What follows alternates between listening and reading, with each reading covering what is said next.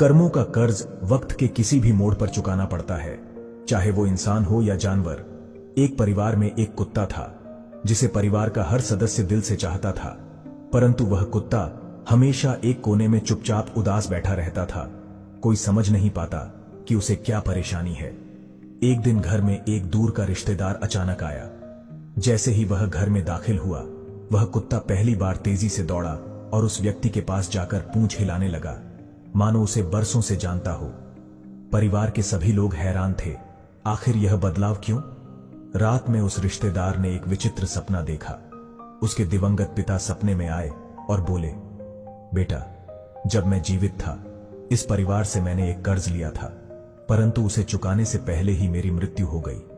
मेरी आत्मा उस कर्ज से मुक्त नहीं हो सकी और अब मैं इस परिवार का कुत्ता बनकर अपने कर्मों का हिसाब चुकाने के लिए वर्षों से यहां हूं। बेटा, उस कर्ज को चुका दो ताकि मेरी आत्मा को शांति मिल सके। अगली सुबह वह व्यक्ति उलझन में था। नाश्ते के समय उसने परिवार से पूछ लिया, क्या मेरे पिता ने कभी आपसे कोई कर्ज लिया था? परिवार के मुखिया ने गंभीरता से सिर हिलाते हुए कहा, हां, पर उनकी मृत्यु के बाद हमने इसे माफ कर दिया था। यह सुनकर व्यक्ति स्तब्ध रह गया। सपने की सच्चाई अब स्पष्ट हो चुकी थी। उसने तुरंत उस कर्ज को चुका दिया। कर्ज के चुकते ही कुछ ऐसा हुआ जिसने सबको चौंका दिया। वह कुत्ता उसी दिन मृत्यु को प्राप्त हो गया।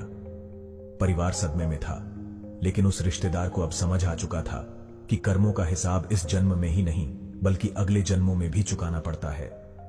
कहानी की सीख, कर्म का लेखा जोखा हर हाल में पूरा होता है, इसलिए हमें हर कर्म को सच्चाई, ईमानदारी और निस्वार्थ भाव से करना चाहिए ताकि आत्मा को शांति और मुक्ति प्राप्त हो सके।